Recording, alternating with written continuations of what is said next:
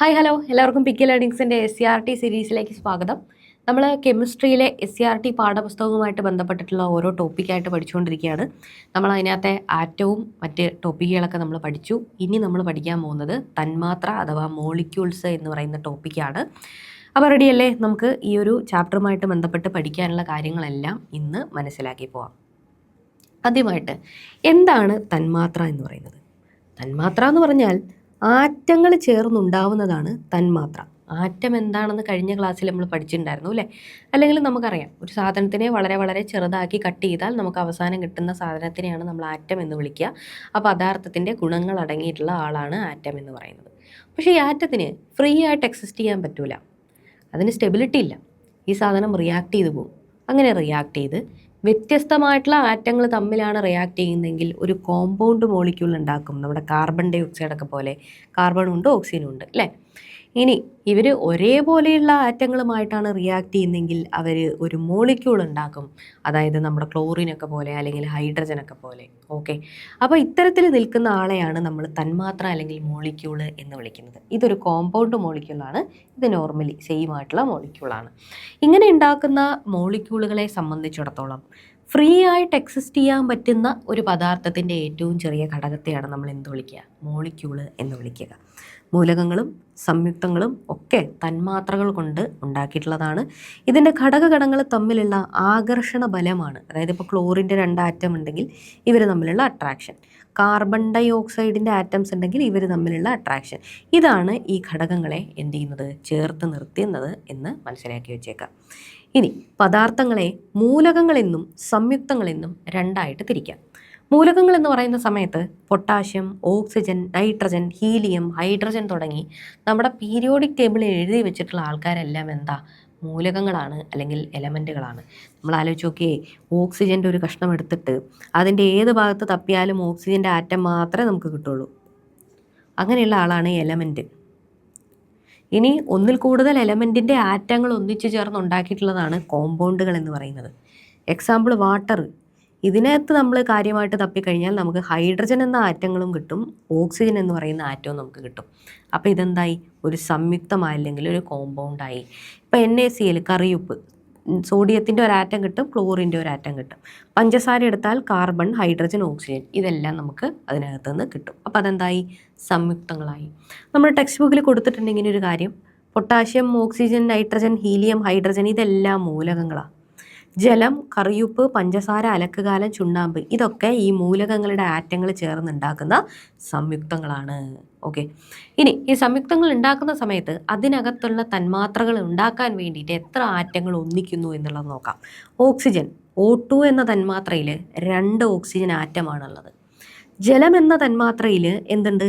2 hydrogen ആറ്റവും 1 oxygen ആറ്റവും ചേർന്നുകൊണ്ട് മൊത്തത്തിൽ 3 ആറ്റങ്ങളാണുള്ളത്. നൈട്രജൻ്റെ ഒരു മോളിക്യൂൾ എന്ന് പറയുമ്പോൾ 2 നൈട്രജൻ ആറ്റങ്ങൾ ചേർന്നിട്ടാണ് അത് ഉണ്ടാവുന്നത്.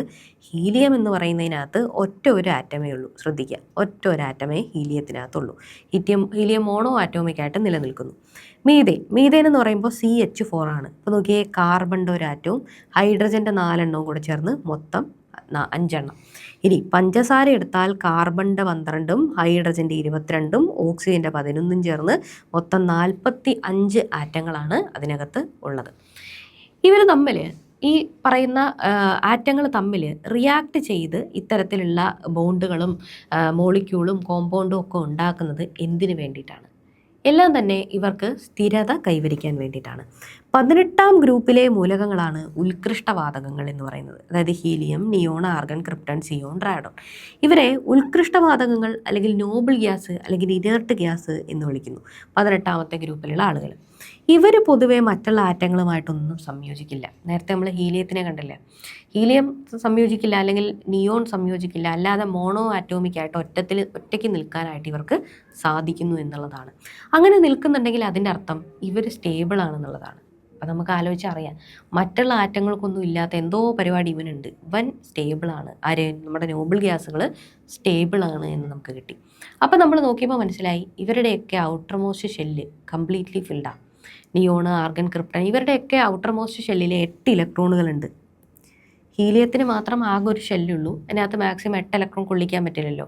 ആദ്യത്തെ ഷെല്ലിൽ മാക്സിമം 2 ഇലക്ട്രോണല്ലേ ഉള്ളൂ. അപ്പോൾ ഹീലിയത്തിന് മാത്രം 2 ഇലക്ട്രോണ്. അതിനെ നമ്മൾ ഡുപ്ലറ്റ് കോൺഫിഗറേഷൻ എന്ന് വിളിക്കുന്നു. ബാക്കിയുള്ളവർക്കെല്ലാം 8 ഇലക്ട്രോണ്, അതായത് ഒക്ടറ്റ് കോൺഫിഗറേഷൻ എന്ന് നമ്മൾ വിളിക്കുന്നു. ഇത്തരത്തിൽ ഉള്ള മോളിക്യൂളുകളെല്ലാം ചേർന്ന് ഈ പറയുന്ന മോളിക്യൂളുകൾ ഉണ്ടാവാൻ അല്ലെങ്കിൽ കോമ്പൗണ്ട് മോളിക്യൂൾ ഉണ്ടാവാൻ ഉള്ള കാരണം എന്ന് പറയുന്നത് രാസബന്ധനം അഥവാ കെമിക്കൽ ബോണ്ടിങ് ആണ്. ആറ്റങ്ങൾ സ്ഥിരത കിട്ടാൻ വേണ്ടി അല്ലെങ്കിൽ ഔട്ടർ മോസ്റ്റ് ഷെല്ലിൽ 8 ഇലക്ട്രോൺ കൈവരിക്കുന്ന അഷ്ടക വിന്യാസം കൈവരിക്കാൻ വേണ്ടിയിട്ടാണ് രാസബന്ധനത്തിൽ അല്ലെങ്കിൽ കെമിക്കൽ ബോണ്ടിങ്ങിൽ ഏർപ്പെടുന്നത്. ഒരു സംയുക്തത്തിലുള്ള ഘടക കണങ്ങളെ ചേർത്ത് നിർത്തുന്ന ആ ഒരു ബന്ധത്തെയാണ് നമ്മൾ എന്ത് വിളിക്കുക?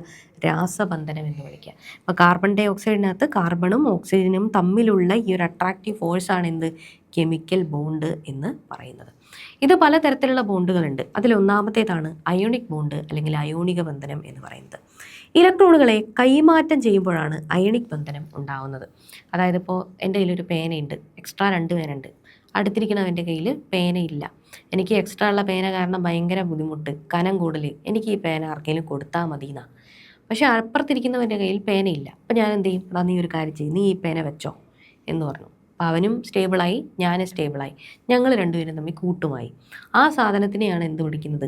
അയണിക് ബോണ്ട് എന്ന് വിളിക്കുന്നത്. ഫോർ എക്സാമ്പിൾ, സോഡിയത്തിനെ സംബന്ധിച്ചിടത്തോളം 2-8-1 എന്നാണ് കോൺഫിഗറേഷൻ. ക്ലോറിനെ സംബന്ധിച്ചിടത്തോളം 2-8-7 എന്നാണ് കോൺഫിഗറേഷൻ. ഇയാൾക്ക് ഒരു ഇലക്ട്രോൺ കൂടെ കിട്ടിയാൽ ഒക്ടക്റ്റ് കംപ്ലീറ്റ് ആയി, അല്ലെങ്കിൽ അഷ്ടക വിന്യാസം കിട്ടി. ഇവൻ ഈ ഒരു ഇലക്ട്രോണിനെ ആർക്കെങ്കിലും കൊടുത്താൽ ഇയാൾക്ക് അഷ്ടക വിന്യാസമായി. ഇത് കിട്ടാൻ വേണ്ടിയിട്ട് ഈ എക്സ്ട്രാ ഉള്ള ഇലക്ട്രോൺ ഇയാൾ ക്ലോറിന് കൊടുക്കും. അങ്ങനെ ഇവർ രണ്ടുപേരും കൂടെ NaCl എന്ന് പറയുന്ന കോമ്പൗണ്ടായിട്ട് നിൽക്കും. ഇവിടെ ഇലക്ട്രോൺ വിട്ടുകൊടുത്ത ആള് സോഡിയത്തിൻ്റെ നമ്പർ ഓഫ് പ്രോട്ടോൺ എന്ന് പറയുന്നത് 11 ആയിരുന്നു, നമ്പർ ഓഫ് ഇലക്ട്രോൺ എന്ന് പറയുന്നതും 11 ആയിരുന്നു. ഒരു ഇലക്ട്രോൺ വിട്ടുകൊടുത്തതോടുകൂടി പ്രോട്ടോണിൻ്റെ നമ്പറിന് മാറ്റമില്ല, 11 ആണ്. ഇലക്ട്രോൺ 10 ആയില്ലേ? അപ്പോൾ ഇയാൾ എന്തായി? പോസിറ്റീവ് ചാർജായി, +1 എന്ന ചാർജ് കിട്ടി. ഇത്തരത്തിൽ ഇലക്ട്രോണിനെ വിട്ടുകൊടുത്ത് പോസിറ്റീവ് അയോണായിട്ട് മാറുന്ന ആളുകളെ കാറ്റയോൺ എന്ന് വിളിക്കുന്നു. അതേസമയം ക്ലോറിനെ പോലെ ഇലക്ട്രോൺ ഇങ്ങോട്ട് സ്വീകരിച്ച് നെഗറ്റീവായിട്ട് മാറുന്ന ആൾക്കാരെ നമ്മൾ ആനയോൺ എന്നും വിളിക്കുന്നു. ഓക്കെ, കിട്ടിയല്ലോ? ഇതാണ് അവിടെ നടക്കുന്ന പ്രവർത്തനം. സോഡിയം കണ്ടില്ലേ, എക്സ്ട്രാ ഉള്ളൊരു ഇലക്ട്രോണിനെ വിട്ടുകൊടുത്ത് 2-8 എന്ന് പറയുന്നൊരു കോൺഫിഗറേഷനിലേക്ക് മാറുന്നു. ക്ലോറിനെ കുറിച്ച് പറയുകയാണെങ്കിൽ ഇവിടെ എക്സ്ട്രാ ഒരു ഇലക്ട്രോണും കൂടി ഇങ്ങോട്ട് സ്വീകരിച്ചിട്ട് ഇതെന്ത് ചെയ്യുന്നു? 2-8-8 എന്ന് പറയുന്ന ആ ഒരു അയോൺ രൂപത്തിലേക്ക് മാറുന്നു. ഇവർ രണ്ടുപേരും തമ്മിൽ അൺലൈക്ക് ചാർജുകളായതുകൊണ്ട് ഇവർ രണ്ടുപേരും കൂടെ ഒരു അട്രാക്റ്റീവ് ഫോഴ്സിൽ വൈദ്യുതാകർഷണ ബലം ഉണ്ടാക്കിയിട്ട് അയോണിക ബന്ധനം അല്ലെങ്കിൽ അയണിക് കോമ്പൗണ്ട് ഉണ്ടാക്കുന്നു. ഇതിനെ നമ്മൾ ഇലക്ട്രോ വാലന്റ് ബോണ്ട് എന്നും വിളിക്കാറുണ്ട്. ഇതിൻ്റെ ഉദാഹരണമാണ് സോഡിയം ക്ലോറൈഡ്, മഗ്നീഷ്യം ഓക്സൈഡ് തുടങ്ങിയിട്ടുള്ള ആളുകളൊക്കെ ഇതിൻ്റെ ഉദാഹരണങ്ങളാണ്. കണ്ടില്ലേ, സോഡിയവും ക്ലോറിനും കൂടെ ചേർന്ന് സോഡിയം ക്ലോറൈഡ് ഉണ്ടാക്കി. നമ്മുടെ ടെക്സ്റ്റിലുള്ള പിക്ചറാണ്. യെസ്, പ്രധാനമായിട്ട് ഈ കാര്യങ്ങളുമായിട്ട് ബന്ധപ്പെട്ട് ഈ അയണിക് ബോണ്ടും ഫോമേഷനും ഇതെല്ലാമായിട്ട് ബന്ധപ്പെട്ടുകൊണ്ട് നമ്മൾ മനസ്സിലാക്കിയിരിക്കേണ്ട കുറച്ച് ടേമുകളുണ്ട്. എന്തൊക്കെയാണെന്ന് നമുക്ക് നോക്കാം. ഒന്നാമത് അയണീകരണ ഊർജ്ജം. എന്താണ് അയണീകരണ ഊർജ്ജം അല്ലെങ്കിൽ അയണൈസേഷൻ എൻതാൽപ്പി? വാതകാവസ്ഥയിൽ നിൽക്കുന്ന കെമിക്കൽ ബോണ്ടിൽ നിന്നും ഏർപ്പെടാതെ ഒറ്റയ്ക്ക് നിൽക്കുന്ന ഒരു ആറ്റത്തിൻ്റെ കയ്യിൽ നിന്നും അതിൻ്റെ ഔട്ടർ മോസ്റ്റ് ഷെല്ലിൽ നിന്നും ഒരു ഇലക്ട്രോണിനെ നമുക്ക് വലിച്ച് പുറത്തിടണം. അതിനു വേണ്ടി നമ്മൾ എത്ര എനർജി കൊടുക്കുന്നു അതിനെയാണ് നമ്മൾ അയണീകരണ ഊർജ്ജം എന്ന് വിളിക്കുക. കിട്ടിയല്ലോ? ഇനി എന്താണ് ഇലക്ട്രോൺ ആർജിത എൻതാൽപ്പി അല്ലെങ്കിൽ electron gain enthalpy?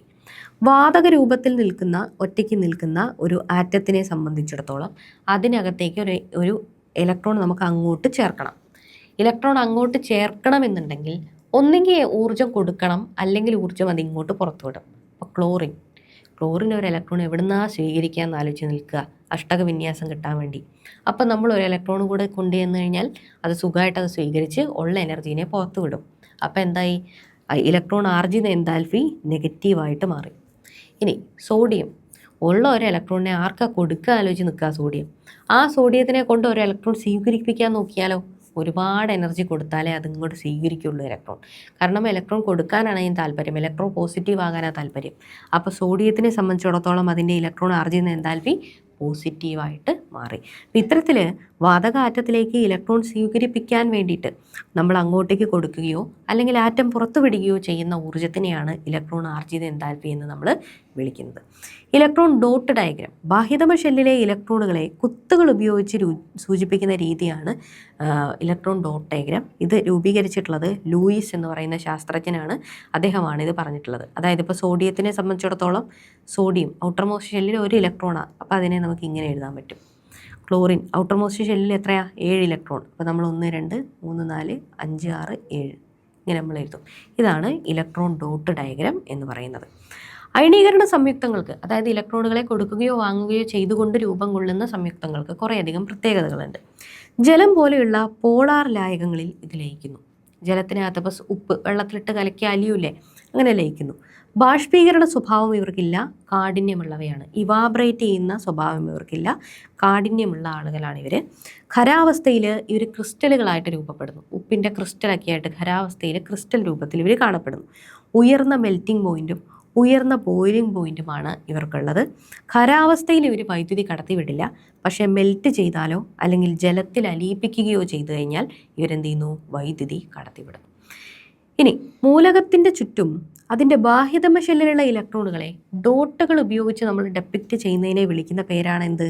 Electron dot diagram എന്ന് നമ്മൾ പറഞ്ഞു. ഇത് ആവിഷ്കരിച്ചിട്ടുള്ളത് ഗിൽബർട്ട് എൻ ലൂയിസ് എന്ന് പറയുന്ന ശാസ്ത്രജ്ഞനാണ്. കുത്തുകൾക്ക് പകരം ഗുണനചിഹ്നങ്ങളും നമുക്ക് ഉപയോഗിക്കാം. ഇപ്പോൾ സോഡിയം എന്നുണ്ടെങ്കിൽ ഇങ്ങനെ നമുക്കതിനെ എഴുതാനായിട്ട് സാധിക്കും. അല്ലെങ്കിൽ ഇപ്പോൾ ക്ലോറിൻ 2 തരം ഇലക്ട്രോണുകൾ ഉണ്ടെങ്കിൽ 2 ക്ലോറിൻ ചേർന്ന ഒരു മോളിക്യൂൾ ഉണ്ടാക്കുന്ന കാര്യമാണ് നമുക്ക് എഴുതുന്നുണ്ടെങ്കിൽ ഒരു ക്ലോറിൻ്റേത് കുത്തും മറ്റേ ക്ലോറിൻ്റേത് നമുക്കിങ്ങനെയും എഴുതാൻ സാധിക്കും. അപ്പോൾ നമുക്ക് തിരിച്ചറിയാൻ പറ്റുമല്ലോ, അങ്ങനെ ചെയ്യാനായിട്ട് സാധിക്കും. സോഡിയത്തിൻ്റെ ഇലക്ട്രോൺ വിന്യാസം 281 ക്ലോറിൻ്റെ 287. ഓക്കെ, അപ്പോൾ അതിനനുസരിച്ചിട്ട് സോഡിയത്തിനെ നമ്മളിത് ഇങ്ങനെ എഴുതും, ക്ലോറിനെ ഇങ്ങനെ എഴുതും. സോഡിയം ക്ലോറൈഡിൻ്റെ ഫോർമേഷനെ നമ്മൾ ഈ രീതിയിൽ ഡെപ്പിക്റ്റ് ചെയ്യുന്നു. ഇനി മഗ്നീഷ്യം ഓക്സൈഡിൻ്റെ ആണെന്നുണ്ടെങ്കിൽ മഗ്നീഷ്യത്തിൻ്റെ ഔട്ടർമോസ്റ്റ് ഷെല്ലിൽ 2 ഇലക്ട്രോണാണ്, ഇങ്ങനെ കൊടുത്തു. ഓക്സിജൻ ഔട്ടർമോസ്റ്റ് ഷെല്ലിൽ 6 ഇലക്ട്രോണാണ്. അപ്പോൾ ഇവർ തമ്മിൽ അയണിക് ബോണ്ട് ഉണ്ടാക്കുമ്പോൾ ഈ 2 ഇലക്ട്രോണിനെ ഓക്സിജന് കൊടുത്ത് ഇയാൾ ഒക്റ്ററ്റായി ഇയാൾ ഒക്റ്ററ്റായി അഷ്ടകവിന്യാസമായി. അപ്പോൾ അതിനെ നമ്മൾ ഇങ്ങനെ ഡെപ്പിക്റ്റ് ചെയ്യുന്നു എന്നുള്ളതാണ്. ഇനി അടുത്ത ഒരു ബന്ധനമാണ് അല്ലെങ്കിൽ കെമിക്കൽ ബോണ്ടിങ് ആണ് സഹസംയോജക ബന്ധനം അല്ലെങ്കിൽ കോവാലൻ്റ് ബോണ്ട് എന്ന് പറയുന്നത്. അവിടെ ഇലക്ട്രോണുകളെ കൊടുക്കുകയും വാങ്ങുകയുമാണ് ചെയ്തതെങ്കിൽ ഇവിടെ ഇലക്ട്രോണുകളെ ഷെയർ ചെയ്യുകയാണ് ചെയ്യുന്നത്. ആറ്റങ്ങൾ തമ്മിൽ ഇലക്ട്രോൺ പങ്കുവെക്കുമ്പോഴുണ്ടാകുന്ന രാസബന്ധനമാണ് സഹസംയോജക ബന്ധനം എന്ന് പറയുന്നത്. അലോഹ മൂലകങ്ങൾ തമ്മിൽ സംയോജിക്കുമ്പോഴാണ് സാധാരണഗതിയിൽ സഹസംയോജക ബന്ധനങ്ങൾ ഉണ്ടാകുന്നത്. ഇവിടെ ഇലക്ട്രോണുകളെ എന്താ ചെയ്യുക? 2 പേരുടെയും കയ്യിൽ കൊടുക്കാനും വാങ്ങാനും ഇലക്ട്രോൺ ഇല്ല. അപ്പോൾ നമ്മുടെ കയ്യിലുള്ള ഇലക്ട്രോൺ നമുക്ക് ഷെയർ ചെയ്യാം എന്ന് പറയുന്ന പരിപാടിയാണ് സഹസംയോജക ബന്ധനം. ഇതുണ്ടാക്കുന്ന സമയത്ത് ഒരു പെയർ ഓഫ് ഇലക്ട്രോണിനെ, ഉദാഹരണം Cl2 ആണെങ്കിൽ ക്ലോറിൻ ആണെങ്കിൽ ഒരു ഇലക്ട്രോണിനെ ക്ലോറിനും കൊടുത്തു, മറ്റേ ക്ലോറിന് ഒരു ഇലക്ട്രോണിനെയും കൊടുത്തു. ആ ഓരോ ഇലക്ട്രോണിനെയും ഇവർ രണ്ടാളും കൂടെ ഷെയർ ചെയ്തു. ഇവിടെ ഒരു പെയർ ഇലക്ട്രോൺ അല്ലേ കൊടുത്തത്. അങ്ങനെയുള്ളതുകൊണ്ട് അതിനെ സിംഗിൾ ബോണ്ട് എന്ന് വിളിക്കുന്നു. അതിൻ്റെ ഉദാഹരണമാണ് H2, F2, Cl2, HCl. ഇതെല്ലാം 2 ഇലക്ട്രോണിനെ വെച്ച് രണ്ടാളും കൊടുത്തിട്ടുണ്ടെങ്കിൽ അവിടെ 2 പെയർ ഇലക്ട്രോണുകളെ ഷെയർ ചെയ്തു. അതിനെ നമ്മൾ ദ്വിബന്ധനം എന്ന് വിളിക്കുന്നു. ഓക്സിജൻ തന്മാത്ര അതിൻ്റെ ഉദാഹരണമാണ്. ഇനി നൈട്രജൻ തന്മാത്രയിലൊക്കെ ഉള്ളത് 3 ഇലക്ട്രോൺ വെച്ചിട്ട് 2 പേരും കൊടുക്കും. അപ്പോൾ എന്തായി? അവിടെ 3 പെയർ ഓഫ് ഇലക്ട്രോണിനെ ഷെയർ ചെയ്യപ്പെട്ടു, ബോണ്ട് ചെയ്യപ്പെട്ടു. അപ്പോൾ അതിനെ നമ്മൾ വിളിക്കുന്നു ത്രിബന്ധനം അഥവാ ട്രിപ്പിൾ ബോണ്ട് എന്ന് വിളിക്കുന്നു. കോവാലൻ്റ് ബോണ്ടിൻ്റെ പ്രധാനപ്പെട്ട ഉദാഹരണങ്ങളാണ് ഈ നോക്കാൻ പോകുന്നത്. ഫ്ലൂറിൻ ബാഹ്യതമ ഷെല്ലിൽ 7 ഇലക്ട്രോണുകളാണുള്ളത്. അതിന് അഷ്ടകം പൂർത്തിയാക്കണമെങ്കിൽ 1 ഇലക്ട്രോൺ കൂടെ ആവശ്യമാണ്. ഓക്കെ, അപ്പോൾ എന്ത് ചെയ്യുന്നു? മറ്റൊരു ഫ്ലൂറിനും കൂടെ വരുന്നു. ആ ഫ്ലൂറിൻ അതിൻ്റെ കയ്യിലുള്ള ഇലക്ട്രോണുകളെ പങ്കുവെച്ചിട്ട് ഈ പങ്കുവെച്ച ഇലക്ട്രോൺ നമ്മൾ 2 പേർക്കും ബാധക എന്ന് പറഞ്ഞ് പങ്കുവെച്ചുകൊണ്ട് അവരെന്ത് ചെയ്യുന്നു? കെമിക്കൽ ബോണ്ടിലേക്ക് വരുന്നു. ഓക്സിജൻ എന്ന് പറയുമ്പോൾ അതിന് 6 ഇലക്ട്രോണുകളാണ് ഔട്ടർമോസ്റ്റ് ഷെല്ലിലുള്ളത്. അഷ്ടകം കംപ്ലീറ്റ് ചെയ്യാൻ 2 ഇലക്ട്രോണുകൾ അതിന് ആവശ്യമാണ്. അപ്പോൾ 2 ഓക്സിജനുകൾ വരുന്നു. ഈ 2 ഇലക്ട്രോണുകളെ അവർ തമ്മിൽ പങ്കുവെക്കപ്പെടുന്നു. അങ്ങനെയാണ് ദ്വിബന്ധനം ഉണ്ടാകുന്നത്. നൈട്രജൻ എന്ന് പറയുമ്പോൾ എന്താ? 3 എണ്ണമാണ്. അങ്ങനെ നൈട്രജൻ ത്രിബന്ധനത്തിലേക്ക് പോകുന്നു. ഇനി ഹൈഡ്രജനെ സംബന്ധിച്ചിടത്തോളം ഇലക്ട്രോണുകളെ പങ്കുവെച്ച് അത് ഡപ്ലറ്റ് കോൺഫിഗറേഷനിലേക്കാണ് പോകുന്നത്. കാരണം ഹൈഡ്രജൻ ആകെ ഒരു ഷെല്ലല്ലുള്ളൂ. അതിൽ 8 ഇലക്ട്രോൺ കൊള്ളിക്കാൻ പറ്റില്ലല്ലോ. മാക്സിമം 2 ഇലക്ട്രോണിനെ കൊള്ളിക്കാൻ പറ്റുള്ളൂ. ആ മാക്സിമം കപ്പാസിറ്റി എത്തിയാൽ ഹൈഡ്രജൻ എന്തായി? സ്റ്റേബിളായി. അപ്പോൾ ഹൈഡ്രജൻ ഹീലിയത്തിൻ്റെ കോൺഫിഗറേഷനിലേക്ക് എത്തിപ്പെടാൻ വേണ്ടിയിട്ടാണ് ശ്രമിക്കുന്നത് എന്ന് മനസ്സിലാക്കാം. സഹസംയോജന ബന്ധനത്തിൽ ഏർപ്പെട്ടുകൊണ്ട് രൂപം കൊള്ളുന്ന കോമ്പൗണ്ടുകൾ ഏതൊക്കെയാണ്? സഹസംയോജന ബന്ധനം വഴി ഉണ്ടാകുന്ന സംയുക്തങ്ങളെയാണ് നമ്മൾ സഹസംയോജക സംയുക്തങ്ങൾ അല്ലെങ്കിൽ കോവാലൻ്റ് കോമ്പൗണ്ടുകൾ എന്ന് വിളിക്കുന്നത്. ഇവരുടെ സ്വഭാവങ്ങളെക്കുറിച്ച് പറയുകയാണെങ്കിൽ ഇവർ ഖരരൂപത്തിലും വാതക രൂപത്തിലും ദ്രാവക രൂപത്തിലും ഒക്കെ നിലനിൽക്കുന്നു. 3 അവസ്ഥയിലും ഉണ്ടാവും. ഇവർ ജലത്തിൽ ലയിക്കില്ല. പകരം ഓർഗാനിക് കോമ്പൗണ്ടുകളായിട്ടുള്ള മണ്ണെണ്ണ, CS2, ബെൻസീൻ തുടങ്ങിയിട്ടുള്ള ആളുകളിലൊക്കെയാണ് കോവാലൻ്റ് കോമ്പൗണ്ടുകൾ ലയിക്കാറുള്ളത്. ഇവരുടെ മെൽറ്റിംഗ് പോയിൻറ്റും ബോയിലിംഗ് പോയിൻറ്റും ഒക്കെ അയണിക് കോമ്പൗണ്ടിനെ അപേക്ഷിച്ച് കുറവാണ് ഇവർ കാണിക്കുക. ഇവർ സാധാരണയായിട്ട് വൈദ്യുതി കടത്തിവിടാത്തവരാണ്, വൈദ്യുത ചാലകങ്ങൾ അല്ലാത്തവരാണ്. ഇനി നമ്മൾ മനസ്സിലാക്കുന്നു ഇലക്ട്രോ നെഗറ്റിവിറ്റി എന്താണ് എന്നുള്ളത്. ഈ പറഞ്ഞ പോലെ നമ്മൾ ഈ കഥയെല്ലാം പറഞ്ഞു, ഇവരെങ്ങനെയാണ് കെമിക്കൽ ബോണ്ട് ഫോം ചെയ്യുന്നത് എന്നൊക്കെ നമ്മൾ പറഞ്ഞു. ഈ കെമിക്കൽ ബോണ്ട് ഫോം ചെയ്യുന്ന സമയത്ത് ഈ ഷെയർ ചെയ്യപ്പെട്ടിട്ടുള്ള ഇലക്ട്രോണിനെ, ആ പങ്കുവെച്ച ഇലക്ട്രോൺ ജോഡിയെ തൻ്റെ ഭാഗത്തേക്ക് വലിച്ചു ചേർത്ത് പിടിക്കാനുള്ള ഒരു ആറ്റത്തിൻ്റെ കപ്പാസിറ്റിയാണ് ഇലക്ട്രോ നെഗറ്റിവിറ്റി എന്ന് പറയുന്നത്. ഇപ്പോൾ ക്ലോറിൻ, ഫ്ലൂറിൻ ഇവർക്കൊക്കെ നല്ല ഇലക്ട്രോ നെഗറ്റിവിറ്റിയാണ്. കാരണം ഒരു ഇലക്ട്രോണിനെ അക്സെപ്റ്റ് ചെയ്യാൻ വേണ്ടിയിട്ട് നിന്നുകൊണ്ടിരുന്ന ആൾക്കാരായിരുന്നു ഇവർ. അപ്പോൾ ഷെയർ ചെയ്യപ്പെട്ടിട്ടുള്ള ആ ഇലക്ട്രോണിനെ എന്ത് ചെയ്യും? ക്ലോറിൻ തൻ്റെ ഭാഗത്തേക്ക് കുറച്ചുകൂടെ വലിച്ചു പിടിക്കുന്നു. ഇതാണ് എന്ത്? ഇലക്ട്രോ നെഗറ്റിവിറ്റി എന്ന് പറയുന്നത്. ഇങ്ങനെ വലിച്ചു പിടിക്കാൻ കൂടുതൽ കപ്പാസിറ്റി ഉണ്ടെങ്കിൽ അയാൾ ഹൈ ഇലക്ട്രോ നെഗറ്റീവായി. സോഡിയം തുടങ്ങിയിട്ടുള്ള ആളുകളൊക്കെ ഇലക്ട്രോൺ വിട്ടുകൊടുക്കാൻ താല്പര്യപ്പെടുന്നവരാണ്. അവരിങ്ങനെ വലിച്ച് അട്രാക്ട് ചെയ്ത് പിടിക്കുകയൊന്നുമില്ല. അപ്പോൾ അവർക്ക് ലോ ഇലക്ട്രോ നെഗറ്റിവിറ്റിയുമാണ് ഉള്ളത്. ഓക്കെ, പിടികിട്ടിയല്ലോ. ഇത് അളക്കാൻ വേണ്ടി, ഇലക്ട്രോണിറ്റി നെഗറ്റിവിറ്റി അളക്കാൻ വേണ്ടിയിട്ട് ലിനസ് പോളിംഗ് എന്ന് പറയുന്ന ശാസ്ത്രജ്ഞൻ ഒരു സ്കെയിൽ ആവിഷ്കരിച്ചിട്ടുണ്ട്. 0 മുതൽ 4 വരെയുള്ള വിലകളാണ് ഇതിൽ നൽകിയിട്ടുള്ളത്. ഇത് പ്രകാരം ഏറ്റവും കൂടുതൽ ഇലക്ട്രോ നെഗറ്റിവിറ്റി ഉള്ള മൂലകം എന്ന് പറയുന്നത് നമ്മുടെ 17ാമത്തെ ഗ്രൂപ്പിലത്തെ ഫ്ലൂറിനാണ്. അപ്പം അദ്ദേഹത്തിൻ്റെ ആ ഒരു ഇലക്ട്രോ നെഗറ്റിവിറ്റിയുടെ സ്കെയിൽ എന്ന് പറയുന്നത് ഇങ്ങനെയാണ്. ഇതനുസരിച്ചിട്ടാണ് ഓരോ മൂലകത്തിൻ്റെയും ഇലക്ട്രോ നെഗറ്റിവിറ്റി നമ്മൾ കണക്കാക്കുന്നത്. ഇനി ഈ ഇലക്ട്രോ നെഗറ്റിവിറ്റി സ്കെയിൽ പ്രകാരം നമ്മൾ ഓരോ എലമെൻറ്റിൻ്റെയും ഇലക്ട്രോ നെഗറ്റിവിറ്റി എടുത്ത് വെച്ചിട്ട് നമ്മൾ അതിൻ്റെ ഡിഫറൻസ് കണ്ടുപിടിക്കുന്നു വയ്ക്കുക. ആ ഡിഫറൻസ് എന്ന് പറയുന്നത് ഇലക്ട്രോ നെഗറ്റിവിറ്റിയിലെ വ്യത്യാസം 1.7 തുല്യമോ അല്ലെങ്കിൽ അതിൽ കൂടുതലോ ആണെങ്കിൽ ആ കോമ്പൗണ്ട് അയോണിക് കോമ്പൗണ്ട് ആയിരിക്കും, അയോണിക് ബന്ധനം കാണിക്കുന്നു. ഇനി ഇവർ തമ്മിലുള്ള ആ ഒരു വ്യത്യാസം എന്ന് പറയുന്നത് 1.7 കുറവാണെന്നുണ്ടെങ്കിൽ ഇവർ സഹസംയോജന ബന്ധനമായിരിക്കും ഉണ്ടാവുക, കോവാലൻ്റ് ബോണ്ട് കാണിക്കുന്നു. സിമ്പിൾ അല്ലേ? ഇനി ഇത്തരത്തിൽ ഇലക്ട്രോണുകളെ ഷെയർ ചെയ്തിട്ടുള്ള ഇലക്ട്രോണിനെ വലിച്ചു പിടിക്കാനുള്ള കപ്പാസിറ്റിയാണ് ഇലക്ട്രോ നെഗറ്റിവിറ്റി എന്ന് ഞാൻ പറഞ്ഞില്ലേ.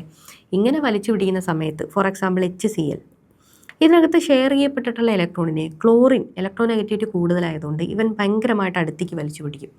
ഇങ്ങനെ വലിച്ചു പിടിക്കുന്നതുകൊണ്ട് വളരെ ചെറിയൊരു നെഗറ്റീവ് ചാർജ് ക്ലോറിൻ എക്സ്ട്രാ ആയിട്ട് കിട്ടും. അതിൻ്റെ ഫലമായിട്ട് വളരെ ചെറിയൊരു പോസിറ്റീവ് ചാർജ് ഹൈഡ്രജന് കിട്ടും. ഇങ്ങനെ HCl എന്ന് പറയുന്നത് എന്തായിട്ട് മാറുന്നു? ഒരു പോളാർ സ്വഭാവമുള്ള ഒരു കോമ്പൗണ്ടായിട്ട് മാറുന്നു.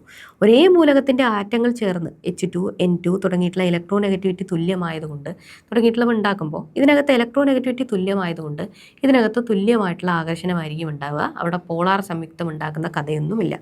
വ്യത്യസ്ത മൂലകങ്ങളാണെങ്കിൽ HCl, H2O ഇങ്ങനെയൊക്കെ ഉണ്ടായിട്ടുള്ളതാണെങ്കിൽ അതിൽ ഒരു ആൾ, ഇപ്പോൾ Cl ആണെങ്കിൽ Cl, H2Oയിലാണെങ്കിൽ ഓക്സിജൻ, അയാൾ എന്ത് ചെയ്യുന്നു? ഈ ഷെയർ ചെയ്യപ്പെട്ടിട്ടുള്ള ഇലക്ട്രോണിനെ കുറച്ചുകൂടെ തൻ്റെ ഭാഗത്തേക്ക് വലിച്ചു പിടിക്കുന്നു. അതിൻ്റെ ഫലമായിട്ട് ആ ആറ്റത്തിന് ഒരു ചെറിയ ഭാഗിക നെഗറ്റീവ് ചാർജും ഇലക്ട്രോൺ നഷ്ടപ്പെട്ടിട്ടുള്ള ആൾക്ക് ഒരു ഭാഗികമായിട്ടുള്ള പോസിറ്റീവ് ചാർജും ലഭിക്കുന്നു. ഇങ്ങനെയുള്ള തന്മാത്രകളെയാണ് പോളാർ തന്മാത്രകൾ എന്ന് വിളിക്കുക. അതിൻ്റെ ഉദാഹരണമാണ് carbon monoxide, water, HCl, HF, NH3 തുടങ്ങിയിട്ടുള്ള ആളുകളൊക്കെ തന്നെ. ജലം എന്ന് പറയുന്നത് ഒരു പോളാർ തന്മാത്രയാണ്. ജലത്തിൻ്റെ പ്രധാനപ്പെട്ട ഒരു സവിശേഷ സ്വഭാവമാണത്. ജലം എന്ന് പറയുന്നത് സാർവിക ലായകം എന്നറിയപ്പെടുന്ന ആളാണ്. അതായത് ഒട്ടുമിക്ക എല്ലാ സാധനങ്ങളെയും അലിയിപ്പിക്കാനുള്ള കപ്പാസിറ്റി ആർക്കുണ്ട്? വാട്ടറിനുണ്ട്. വാട്ടർ സാർവിക ലായകം എന്നാണ് അറിയപ്പെടുന്നത്. അപ്പോൾ അതിൻ്റെ കാരണം വാട്ടർ പോളാർ ആയതുകൊണ്ടുകൂടിയാണ് സകല സാധനങ്ങളും അതിനകത്ത് ലയിക്കുന്നത്. ഒരുപാട് സാധനങ്ങൾ അതിനകത്ത് ലയിച്ചു പോകും. ഇനി ജ്യാമിതീയ ആകൃതി, തന്മാത്രകളുടെ ആകൃതിയും അതിൻ്റെ പോളാർ സ്വഭാവത്തെ സ്വാധീനിക്കുന്നുണ്ട്. അതുകൊണ്ട് തന്നെ CO2, CCl4, PeF2 തുടങ്ങിയിട്ടുള്ള ആളുകളൊക്കെ വ്യത്യസ്തമായിട്ടുള്ള ഇലക്ട്രോ നെഗറ്റിവിറ്റി കാണിക്കുന്ന 2 ആറ്റംസ് ആണ് ചേർന്നിരിക്കുന്നതെങ്കിലും ഇവരെന്ത് ചെയ്യില്ല? ഈ പറഞ്ഞ പോലെ ഒരു പോളാർ സംയുക്തമായിട്ട് പെരുമാറില്ല. അതിൻ്റെ കാരണം അതിൻ്റെ അറേഞ്ച്മെൻറ്റിലുള്ള രീതിയാണ്, അവരുടെ ഘടനയിലുള്ള വ്യത്യസ്തതയാണ് എന്ന് മനസ്സിലാക്കാം. ഇനി ഈ പോളാർ സ്വഭാവമായിട്ട് ബന്ധപ്പെട്ട് തന്നെ നമ്മൾ പഠിക്കേണ്ട മറ്റൊരു കാര്യമാണ് ഹൈഡ്രജൻ ബന്ധനം അല്ലെങ്കിൽ ഹൈഡ്രജൻ ബോണ്ടിങ്. ഇതെങ്ങനെയാണ് ഉണ്ടാകുന്നത്? ഹൈഡ്രജൻ്റെ ഒരു മോളിക്യൂൾ HCl, ഇതിനകത്ത് ഷെയർ ചെയ്യപ്പെട്ടിട്ടുള്ള ഇലക്ട്രോണിനെ ക്ലോറിൻ നല്ല രീതിയിൽ വലിച്ചു പിടിക്കുന്നതുകൊണ്ട് ഇതിനൊരു ചെറിയ നെഗറ്റീവ് ചാർജും ഈ ഹൈഡ്രജൻ ഒരു ചെറിയ പോസിറ്റീവ് ചാർജും കിട്ടി. ഓക്കെ, ഇതുവരെല്ലാം കറക്റ്റാണല്ലോ. അപ്പുറത്തുനിന്ന് വീണ്ടും വേറൊരു HCl വരുന്നു. ഇവനും ഇതേപോലെ പോളാർ തന്നെ അല്ലേ? ഇവിടെ ചെറിയൊരു നെഗറ്റീവും ഈ ഹൈഡ്രജന് ചെറിയൊരു പോസിറ്റീവ് ചാർജും ഉണ്ട്. അങ്ങനെ ഇവർ തമ്മിലൊരു ചെറിയ അട്രാക്റ്റീവ് ഫോഴ്സ് ഉണ്ടാകും. ഇതാണ് ഹൈഡ്രജൻ ബോണ്ടിങ്. പിടികിട്ടിയോ? ഉയർന്ന ഇലക്ട്രോ നെഗറ്റിവിറ്റിയുള്ള ആറ്റവുമായിട്ട് സഹസംയോജന ബന്ധത്തിൽ ഹൈഡ്രജൻ ഏർപ്പെട്ടിരിക്കുമ്പോൾ ഹൈഡ്രജൻ ഒരു ഭാഗികമായിട്ടുള്ള പോസിറ്റീവ് ചാർജ് കിട്ടും. ആ പോസിറ്റീവ് ചാർജ് മൂലം അതെന്ത് ചെയ്യുന്നു, തൊട്ടടുത്തുള്ള ആറ്റവുമായിട്ട് എന്ത് ചെയ്യുന്നു, ഈ പറയുന്ന ഒരു ബോണ്ട് ഉണ്ടാക്കുന്നു. അതാണ് ഹൈഡ്രജൻ ബോണ്ടിങ്. ജലത്തിൻ്റെ സവിശേഷ സ്വഭാവങ്ങൾക്കും ഐസിൻ്റെ സാന്ദ്രത ജലത്തിനെക്കാട്ടിലും കുറഞ്ഞിരിക്കാനും ഒക്കെ കാരണം ഹൈഡ്രജൻ ബോണ്ടിങ് ആണ്. ഇതിൻ്റെ മറ്റു ഉദാഹരണമാണ് NH3, അതേപോലെ തന്നെ hydrogen fluoride, protein, nucleic acid. ഇതിനകത്തൊക്കെയുള്ള ഹൈഡ്രജൻ എന്ത് ചെയ്യുന്നു, ഹൈഡ്രജൻ ബോണ്ടിങ് കാണിക്കുന്നു. ഇനി നമ്മൾ മനസ്സിലാക്കേണ്ട കാര്യമാണ് അന്തർ തന്മാത്രാ ബലങ്ങൾ, ഇന്റർ മോളിക്യുലാർ ഫോഴ്സുകൾ. ഈ ഒരു മോളിക്യൂളിനകത്ത് പോസിറ്റീവ് ചാർജുള്ള പ്രോട്ടോണും ഇലക്ട്രോണും ഇങ്ങനത്തെ ആൾക്കാരെല്ലാം അല്ലേ ബോണ്ട് ചെയ്തിരിക്കുന്നത്. ഇത്തരത്തിലുള്ള ചാർജുകളൊക്കെ പലതരത്തിലുള്ളത് കൊണ്ട് ഇതിനകത്ത് പലതരത്തിലുള്ള അട്രാക്റ്റീവ് ഫോഴ്സുകളും റിപ്പൽസീവ് ഫോഴ്സുകളും ഒക്കെ ഉണ്ടാവാറുണ്ട്. അതിനെയാണ് നമ്മൾ എന്ത് വിളിക്കുന്നത്, അന്തർ തന്മാത്രാ ബലം എന്ന് വിളിക്കുന്നത്. ഹൈഡ്രജൻ ബന്ധനം എന്ന് പറയുന്നത് ഒരു അന്തർ തന്മാത്രാ ബലത്തിൻ്റെ ഉദാഹരണമാണ്. ഇനി മനസ്സിലാക്കുന്നു സംയോജകത അഥവാ വാലൻസി. ഒരു രാസപ്രവർത്തനത്തിൽ ഏർപ്പെടുമ്പോൾ ആറ്റം എത്ര ഇലക്ട്രോണിനെ വിട്ടുകൊടുക്കുന്നു, എത്ര എണ്ണത്തിനെ സ്വീകരിക്കുന്നു, അല്ലെങ്കിൽ എത്ര എണ്ണത്തിനെ ഷെയർ ചെയ്യുന്നു, അതിൻ്റെ എണ്ണമാണ് സംയോജകത അല്ലെങ്കിൽ വാലൻസി എന്ന് പറയുന്നത്. ഇപ്പോൾ ക്ലോറിൻ, അതിൻ്റെ ഏറ്റവും ഔട്ടർ മോസ്റ്റ് ഷെല്ലിൽ 7 ഇലക്ട്രോണുകളാണ് ഉള്ളത്. അപ്പോൾ അതിൻ്റെ വാലൻസ് ഇലക്ട്രോൺ എത്രയാണെന്ന് ചോദിച്ചാൽ അത് 7 ആണ്. ഓക്കെ, പക്ഷേ അതിൻ്റെ വാലൻസി എന്താണെന്ന് ചോദിച്ചാൽ ക്ലോറിന് സ്റ്റേബിൾ ആവണമെങ്കിൽ എത്ര ഇലക്ട്രോൺ വേണം, 1 ഇലക്ട്രോൺ. അപ്പോൾ ക്ലോറിൻ്റെ വാലൻസി 1. സോഡിയം സ്റ്റേബിൾ ആവാൻ എത്ര ഇലക്ട്രോൺ വിട്ടുകൊടുക്കണം, 1. സോഡിയത്തിൻ്റെ വാലൻസി 1. കിട്ടിയോ? ഇതാണ് വാലൻസി എന്ന് പറയുന്നത്. സ്റ്റേബിൾ ആവാൻ വേണ്ടി എത്ര ഇലക്ട്രോണുകളെ വിട്ടുകൊടുക്കുന്നു അല്ലെങ്കിൽ സ്വീകരിക്കുന്നു എന്നുള്ളതിൻ്റെ എണ്ണമാണ് അതിൻ്റെ വാലൻസി അല്ലെങ്കിൽ സംയോജകത എന്ന് പറയുന്നത്. NaCl സോഡിയത്തിൻ്റെയും ക്ലോറിൻ്റെയും സംയോജകത 1 ആണ്. HCl ഹൈഡ്രജൻ്റെയും ക്ലോറിൻ്റെയും സംയോജകത എന്ന് പറയുന്നത് 1 ആണ്. ഓക്കെ, അപ്പോൾ ഇത്തരത്തിൽ സംയുക്തങ്ങൾ ഉണ്ടാകുന്ന സമയത്ത് NaCl ഇതിനകത്ത് സോഡിയവും ക്ലോറിനുമാണുള്ളത്. 11ഉം 17ഉമായിരുന്നു അവരുടെ ഇലക്ട്രോണിക് കോൺഫിഗറേഷൻ. ഇവരുടെ സംയോജകത എന്ന് പറയുന്നത് 1 ആണ്. എത്ര ഇലക്ട്രോണിനെ കൈമാറ്റം ചെയ്യുന്നു, സംയോജകത എന്താണ്. MgO മഗ്നീഷ്യവും ഓക്സിജനുമാണ്. 12 മഗ്നീഷ്യത്തിൻ്റെ ആറ്റോമിക് നമ്പർ, ഓക്സിജൻ്റെ 8. അപ്പോൾ മഗ്നീഷ്യം 2-8-2 എന്ന് നിൽക്കും, ഓക്സിജൻ 2-6 നിൽക്കും. ഇവിടെ എത്ര ഇലക്ട്രോണിനെ ഇവർ രണ്ടുപേരും കൈമാറുന്നുണ്ട്, ഈ 2 എണ്ണം വെച്ച്. അങ്ങനെ ഇവരുടെ സംയോജകത രണ്ടുപേരുടെയും 2 ആയിട്ട് മാറി. HF എടുക്കുകയാണെങ്കിൽ ഹൈഡ്രജൻ 1, ഫ്ലൂറിൻ 9 ആണ്. സംയോജകത രണ്ടുപേരുടെയും 1-1. CCl4 എടുക്കുകയാണെങ്കിൽ കാർബണിൻ്റെ 6 ആറ്റോമിക് നമ്പർ, ക്ലോറിൻ്റേത് 17. ഇതിൽ കാർബണിൻ്റെ എന്താ പറയുക സംയോജകത എന്ന് പറയുന്നത് 4, ക്ലോറിൻ്റെ എന്ന് പറയുന്നത് 1. അത്തരത്തിലുള്ള 4 ക്ലോറിനല്ലേ ഉള്ളത്, 1 ക്ലോറിൻ്റെ നോക്കിയാൽ 1. BeF2 എന്ന് പറയുന്നത് Bയുടെ 4, Fൻ്റെ 9ഉമാണ് അതിൻ്റെ ആറ്റോമിക് നമ്പർ. സംയോജകത ബെർലിയത്തിൻ്റെ 2ഉം ഫ്ലൂറിൻ്റേത് 1ഉം ആയിട്ട് വരുന്നു. H2O എടുക്കുകയാണെങ്കിൽ ഹൈഡ്രജൻ്റെ ആറ്റോമിക് നമ്പർ 1, ഓക്സിജൻ്റെ 8. ഇവരുടെ സംയോജകത ഹൈഡ്രജൻ്റെ 1ഉം ഓക്സിജൻ്റെ 2ഉം വരുന്നു. ഇനി നമ്മുടെ ട്രാൻസിഷൻ എലമെൻറ്റുകൾ എന്നറിയപ്പെടുന്ന ആളുകൾ, പീരിയോഡിക് ടേബിൾ പഠിക്കുന്ന സമയത്ത് നമ്മൾ മനസ്സിലാക്കിയിട്ടുള്ള ട്രാൻസിഷൻ എലമെൻറ്റ് എന്നറിയപ്പെടുന്ന ആൾക്കാരുണ്ടല്ലോ, D ബ്ലോക്കിനകത്തുള്ളവർ, ഇവരെല്ലാവരും മെറ്റൽസ് ആണ്. ഇവരുടെ D എന്ന സബ്ഷെല്ലും അതേപോലെ ഔട്ടർ മോസ്റ്റ് ഷെല്ലിൽ കിടക്കുന്ന S എന്ന സബ്ഷെല്ലും ഒരേപോലെയുള്ള എനർജികൾ കാണിക്കുന്നതുകൊണ്ട് ഇവരെല്ലാവരും വ്യത്യസ്തമായിട്ടുള്ള സംയോജകത കാണിക്കുന്നു. അതായത് അയൺ തന്നെ Fe2+ എന്ന രീതിയിലും Fe3+ എന്ന രീതിയിലും ഈ 2 കോമ്പൗണ്ടിൽ നിൽക്കുന്നു. കോപ്പർ ആണെങ്കിൽ 1+ എന്ന കോൺഫിഗറേഷനിൽ ഇവിടെ നിൽക്കുന്നു, 2+ എന്ന് പറയുന്ന ചാർജിൽ ഇവിടെ നിൽക്കുന്നു. ഇനി ഫോസ്ഫറസ് ആണെങ്കിലും അങ്ങനെ തന്നെയാണ്. ഇവിടെ 3 ആണ് PCl3ൽ, 5 ആണ് PCl5ൽ. ഇങ്ങനെ വ്യത്യസ്തമായിട്ടുള്ള സംയോജകതകൾ ആര് കാണിക്കുന്നു, ട്രാൻസിഷൻ എലമെൻറ്റുകൾ കാണിക്കുന്നു, അല്ലെങ്കിൽ D ബ്ലോക്കിലുള്ള എലമെൻറ്റുകൾ കാണിക്കുന്നു. ഇതുമായിട്ട് ബന്ധപ്പെട്ടുകൊണ്ട് എങ്ങനെയാണ് നമ്മൾ ഈ പറയുന്ന കോമ്പൗണ്ടുകളുടെയൊക്കെ രാസസൂത്രം നമ്മൾ എഴുതുക. മൂലകങ്ങളെ പ്രതീകങ്ങളാക്കി വെച്ചുകൊണ്ടാണ് ഒരു തന്മാത്രയെ നമ്മൾ സൂചിപ്പിക്കുന്നത്. മൂലകങ്ങളുടെ പ്രതീകങ്ങൾ നമ്മൾ എഴുതുന്നത് ഇവരുടെ ഇലക്ട്രോനെഗറ്റിവിറ്റി കുറഞ്ഞതിനെ ആദ്യവും ഇലക്ട്രോനെഗറ്റിവിറ്റി കൂടിയിട്ടുള്ള എലമെൻറ്റിനെ രണ്ടാമതുമായിട്ടാണ് നമ്മൾ എഴുതാറുള്ളത്. ആദ്യം കാറ്റിയോൺ എഴുതുന്നു, പിന്നെ ആനിയോൺ എഴുതുന്നു, അങ്ങനെയാണ് എഴുതുക. സംയോജകതകളെ മാറ്റിയിട്ട് പരസ്പരം സബ്സ്ക്രിപ്റ്റ് ആയിട്ട് കൊടുക്കുകയുമാണ് ചെയ്യുന്നത്. ഇപ്പോൾ NaCl സോഡിയത്തിൻ്റെ സംയോജകത 1, അത് Clന് കൊടുത്തു. Clൻ്റെ സംയോജകത 1, അതും ഇതിന് കൊടുത്തു. ഇത് 1 ആയതുകൊണ്ട് നമ്മളത് സൂചിപ്പിക്കുന്നില്ല, NaCl എന്ന് കൊടുത്തു. H2Oൻ്റെ എക്സാമ്പിൾ എടുക്കുകയാണെങ്കിൽ H2O ഹൈഡ്രജൻ്റെ സംയോജകത എന്ന് പറയുന്നത് എന്താ, 1 ആണ് അല്ലേ, ഒരെണ്ണം മതി ഹൈഡ്രജന്. അപ്പോൾ എന്ത് ചെയ്യുന്നു, അതിൻ്റെ സംയോജകത ഓക്സിജൻ്റെ ചുവട്ടിൽ കൊടുത്തു. ഓക്സിജൻ്റെ സംയോജകത എന്ന് പറയുന്നത് 2 ആണ്, അതിവിടെ കൊടുത്തു. അപ്പോൾ എന്തായി, ഈ 1 നമുക്ക് എഴുതേണ്ട ആവശ്യമില്ല, അതുകൊണ്ട് H2O എന്ന് നമ്മൾ എഴുതി. ഓക്കെ, ഇങ്ങനെയാണ് കെമിക്കൽ സിമ്പലുകളെ വെച്ച് നമ്മൾ എഴുതാറുള്ളത്, രാസസൂത്രം എഴുതാറുള്ളത്. ഓക്കെ, ഇവിടെ മഗ്നീഷ്യം 12 ആറ്റോമിക് നമ്പർ, 282, 2 ഇലക്ട്രോൺ വിട്ടുകൊടുക്കാൻ താല്പര്യപ്പെടുന്നവരാണ് മഗ്നീഷ്യം. ഫ്ലൂറിൻ 1 ഇലക്ട്രോൺ സ്വീകരിക്കാൻ ആഗ്രഹിക്കുന്ന ആളാണ് ഫ്ലൂറിൻ എന്ന് പറയുന്നത്. അപ്പോൾ MgF എന്ന് പറയുന്ന സാധനത്തിനെ നമ്മൾ എങ്ങനെ എഴുതുന്നു? മഗ്നീഷ്യത്തിൻ്റെ 2 എന്ന സംയോജകത ഫ്ലൂറിൻ്റെ ചോട്ടിൽ എഴുതുന്നു, ഫ്ലൂറിൻ്റെ 1 മഗ്നീഷ്യത്തിന് കൊടുക്കുന്നു. അങ്ങനെ MgF2 എന്ന് പറയുന്ന കോമ്പൗണ്ട് ഉണ്ടാവുന്നു. കിട്ടിയില്ലേ? ഈ പദാംഗങ്ങളെ ലഘൂകരിച്ച് ഒരു ചെറിയ പൂർണ്ണസംഖ്യ അനുപാതത്തിൽ നമുക്ക് എഴുതാനായിട്ട് സാധിക്കും. ഉദാഹരണത്തിന് Al2O3 aluminium oxide, CO2 carbon dioxide, MgF2 magnesium fluoride, ഇങ്ങനെയൊക്കെയാണ് നമ്മൾ അവരുടെ കെമിക്കൽ സിമ്പലുകളെ വെച്ചുകൊണ്ട് അവരെ സൂചിപ്പിക്കാറ്. ഇനി ആസിഡുകളും ബേസുകളും. ആസിഡുകൾ ജലത്തിൽ ലയിക്കുമ്പോൾ H+ അയോണുകളെ നൽകുന്ന ആളുകളെയാണ് നമ്മൾ ആസിഡുകൾ എന്ന് വിളിക്കുക. അതേസമയം ജലത്തിൽ ലയിക്കുമ്പോൾ OH- അയോണുകൾ നൽകുന്ന കപ്പാസിറ്റിയുള്ള ആളുകളെയാണ് നമ്മൾ ബേസുകൾ അഥവാ ആൽക്കലികൾ എന്ന് വിളിക്കുക. ഇവർ രണ്ടുപേരും കൂടെ പ്രതിപ്രവർത്തിക്കുമ്പോൾ അവിടെ രണ്ടുപേരുടെയും ഗുണങ്ങൾ നഷ്ടപ്പെട്ടിട്ട് നിർവീരീകരണം സംഭവിക്കുന്നു. ഇങ്ങനെ ആസിഡുകളുടെ രാസസൂത്രം നമ്മൾ എഴുതുമ്പോൾ HCl അല്ലെങ്കിൽ H2SO4, H3PO4 എന്നിങ്ങനെയൊക്കെയാണ് നമ്മൾ സൂചിപ്പിക്കാറുള്ളത്. അപ്പോൾ ഇവിടെ ആസിഡിൻ്റെ ബേസികത, അതായത് ആസിഡിനെ ന്യൂട്രലൈസ് ചെയ്യാൻ വേണ്ടിയിട്ട് എത്ര ഇലക്ട്രോൺ വേണം എന്നുള്ളതനുസരിച്ചുകൊണ്ട് ഇപ്പോൾ ക്ലോറിൻ എന്ന് പറയുമ്പോഴത്തേക്കിനും HClനകത്ത് ഒരു ക്ലോറിനാണ് നമുക്ക് ആവശ്യമുള്ളത്. അതിനകത്ത് ഒരു H+ അതിന് നൽകാനുള്ള കപ്പാസിറ്റി ഉള്ളൂ. അപ്പോൾ അതിൻ്റെ ബേസികത എന്ന് പറയുന്നത് 1. H2SO4 ഹൈഡ്രജൻ 2 ഉണ്ട്. അപ്പോൾ 2 ഇലക്ട്രോണിനെ 2 H+ നൽകാൻ കപ്പാസിറ്റി ഉണ്ട്. H2SO4ൻ്റെ ബേസികത 2. ഇനി PO4 3- ഇതിനെ സംബന്ധിച്ചിടത്തോളം 3 H+ നൽകാൻ കപ്പാസിറ്റി ഉണ്ട്. അപ്പോൾ എന്താ ഈ ബേസികത 3. ഇങ്ങനെ അതിൻ്റെ ബേസികത നമ്മൾ കണ്ടുപിടിക്കുന്നു. ആ ബേസികത ഉപയോഗിച്ചുകൊണ്ടാണ് അതിനെ എന്ത് ചെയ്യുന്നത്? ആസിഡുകളെയും ആൽക്കലികളെയും സൂചിപ്പിക്കുന്നത്. ഇനി ലവണങ്ങൾ അഥവാ സോൾട്ടുകളെ നമ്മൾ സൂചിപ്പിക്കുന്ന സമയത്ത് ആദ്യം നമ്മൾ നെഗറ്റീവ് അയോണ് ബേസിലെ പോസിറ്റീവ് അയോണും ചേർന്നാണ് ലവണങ്ങൾ ഉണ്ടാകുന്നത്. അതായത് ആസിഡിനകത്തുള്ള നെഗറ്റീവ് അയോണും ബേസിനകത്തുള്ള പോസിറ്റീവ് അയോണും നിർവീരീകരണം സംഭവിക്കുന്ന സമയത്ത് പരസ്പരം റിയാക്ട് ചെയ്തുകൊണ്ട് പ്രതിപ്രവർത്തനത്തിൽ ഏർപ്പെട്ടുകൊണ്ടാണ് നമുക്ക് സോൾട്ട് കിട്ടുന്നത്. നിർവീരീകരണം നടക്കുമ്പോൾ വാട്ടറും സോൾട്ടുമാണ് നമ്മുടെ കയ്യിൽ കിട്ടുന്ന സാധനങ്ങൾ എന്ന് പറയുന്നത്. ലവണങ്ങൾ അല്ലെങ്കിൽ സോൾട്ടുകൾ വൈദ്യുതപരമായിട്ട് നിർവീര്യമായിട്ടുള്ള ആളുകളാണ്. പോസിറ്റീവ് ചാർജും നെഗറ്റീവ് ചാർജും അതിനകത്ത് തുല്യമായിരിക്കും.